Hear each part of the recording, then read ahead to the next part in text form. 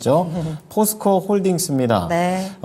들어가신 가격이 49만 원이에요. 그러니까 사신 이후에 밑으로 내려갔다가 최근에 몇 번의 반등을 통해서 49만 원을 살짝 터치를 하고 있는 그런 흐름들이 연출이 되고 있습니다. 지금 단기 이평선은 그래도 20일 이평선 위까지는 좀 올라와 있는 그런 상황이 되고 있는데 비중이 28%세요. 그리고 믿고 있어요. 이렇게 적어주셔가지고 믿고 있으니까 길게 보시겠다는 말씀이신지 그 이상은 좀 노리시는 것 같아요. 다시 한번 76만 원? 야, 그때 장난 아니었죠. 그때 같이 한번 갈 수 있을지 알아보도록 하겠습니다. 자, 포스코 홀딩스입니다. 2차 전지에 대한 부분도 또 같이 가야겠네요. 그러니까 이제 아까 말씀드렸던 LNF하고 똑같다라고 보시면 될 것 같아요. 그러니까 지금 현재 구간 사실 포스코 홀딩스가 매물대가 저는 가장 두터운 종목인 것 같거든요. 그러니까 뭐 에코프로비에 뭐 포스코 퓨처엠 이제 이러한 종목들이 있는데 네. 지금 포스코 홀딩스가 사실 매물대가 좀 가장 두터운 상황이지 않을까라고 생각이 돼요. 자, 보면 지금 포스코 홀딩스가 최근에 마찬가지입니다. 공매도 금지에 대한 이야기가 나오게 되면서 상승이 나왔었는데 좀 정확하게 이전 매물 구간에 부딪히면서 하락이 나왔죠. 그러면서 지금 이 매물 구간에 굉장히 또 이제 투자자들이 많이 몰려있는 상황이에요. 제가 2차전지 종목도 말씀드릴 때 항상 요즘에 이제 강조드리는 부분이 뭐냐면 지금 2차전지가 예전과는 상황이 많이 달라졌다라고 말씀을 드리거든요. 어떠한 부분이냐면 지금 조금 과거로 돌아가 볼게요. 조금 과거로 돌아가서 예전에 이제 2차전지가 상승이 나오는 구간까지를 보게 되면 결국에는 이제 이렇게 해석을 하시면 됩니다. 예전에는 매물 구간이 없었어요. 매물 구간이 없기 때문에 그냥 돈만 밀어 넣으면 그냥 쭉쭉쭉 상승이 나오는 그림이 나타날 수가 있었습니다. 그렇기 때문에 2차전지가 앞에 매물 구간에 이제 더 이상 방해를 받지 않고 쭉쭉쭉 상승이 나오는 그림이 예전에 나왔다라고 한다면 이제는 약간은 달라졌다라는 거죠. 어떻게 달라졌느냐? 예전에 상승이 크게 나왔었던 구간이 있었고 2차전지가 역대 가장 크게 거래가 되었었던 구간이 나타났기 때문에 결국에는 이 구간을 어느 정도는 소화해주는 움직임들이 당분간은 계속해서 나타나 주어야 한다라는 거죠. 그러면서 얼마 전에 공매도 금지에 대한 이야기가 나오게 되면서 상승이 나왔지만 결국 이 구간의 매물 구간이 워낙 두텁기 때문에 이 구간을 뚫어내지 못하고 결국에는 또 차익 실현이 나온 거거든요. 그리고 지금 오늘 같은 경우도 마찬가지입니다. 오늘 같은 경우에는 이 매물 구간에 도달을 하지도 못하고 앞에서 공매도 금지에 대한 이야기가 나오게 되면서 상승이 나왔었던 단기 매물 구간에 부딪혀서 오늘 차익 실현이 나왔다라고 보시면 될 것 같아요. 그러면 지금 현재 상황에서는 이제 우리가 어떻게 대응을 해야 되느냐? 결국 LNF와 비슷하게 보시면 될 것 같습니다.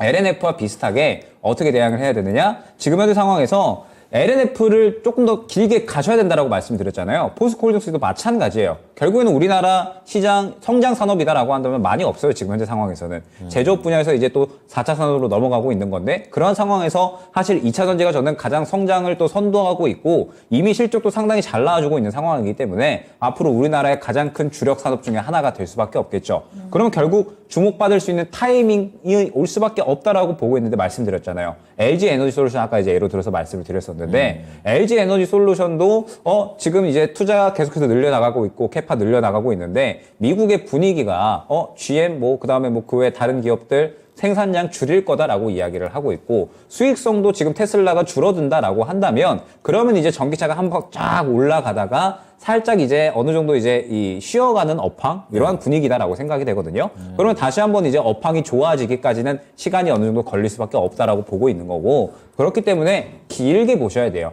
길게 보셔야 되는 건데 지금 현재 상황에서 일단 포스코 홀딩스 같은 경우에는 조금 더 볼만하죠. 조금 더 볼만하겠지만 당분간은 이 박스권을 벗어나기는 조금은 힘들 수가 있다라고 보여집니다. 그렇기 때문에 일단 지금 현재 구간에서 목표가는 50만 원 구간 1차적으로 안내를 드리도록 하겠습니다. 50만 원 1차적으로 안내를 드리고 저는 확실하게 올라갈 타이밍 됐을 때 접근을 해도 나쁘지 않다라고 생각을 하고 있거든요. 그렇기 때문에 확실하게 이제 올라갈 타이밍이 됐을 때 수급이 또 결국에는 티가 날 수밖에 없기 때문에 수급이 확실하게 들어오는 타이밍이 됐을 때 재매수하는 전략도 저는 나쁘지 않다라고 생각을 합니다. 그렇기 때문에 일단은 1차적으로 50만 원 정도 목표가로 설정을 해서 이 구간 왔을 때 매물 구간 또 결국에는 강하게 뚫어주지 못한다라고 하면은 정리하셔가지고 재매수하는 전략도 저는 나쁘지 않을 것이다라고 보고 있고 지금 이제 저가라고 한다면은 한 45만 원 정도가 될 것 같은데 이 구간 이탈을 하게 되면 또 어느 정도 40만 원 초반대까지는 하락을 할 수가 있기 때문에 45만 원 정도 구간을 이탈을 하게 됐을 때에는 또 마찬가지로 정리했다가 향후에 재매수 전략으로 한번 또 이야기를 해보는 것이 좋지 않을까 생각이 됩니다. 그러면 이분께서 만약에 추가 매수를 한다면 이분 가격은 어느 정도 때? 45만 원? 지금 추가 매수를 할 만한 타이밍은 아닌 것 같고 네네. 만약에 추가 매수를 한다라고 하면 저는 오히려 40만 원 초반대까지 기다릴 것 같아요.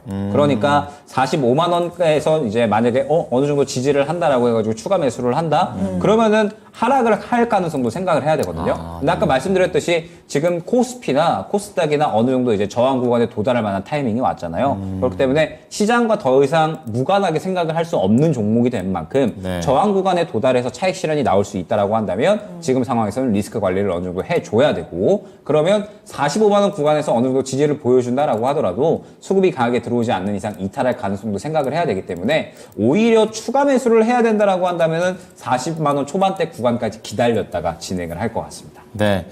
자, 우리 유튜브에서 해바라기님께서 이제 올려주신 포스코 홀딩스 네. 두꺼운 매물벽에 대한 그런 부담감이 있습니다. 그래서 목표가랑 손절가 좀 말씀을 드렸고 추가 매수는 아직 아니다 라고 좀 말씀드렸으니까 참고해 주시기 바랍니다. 네.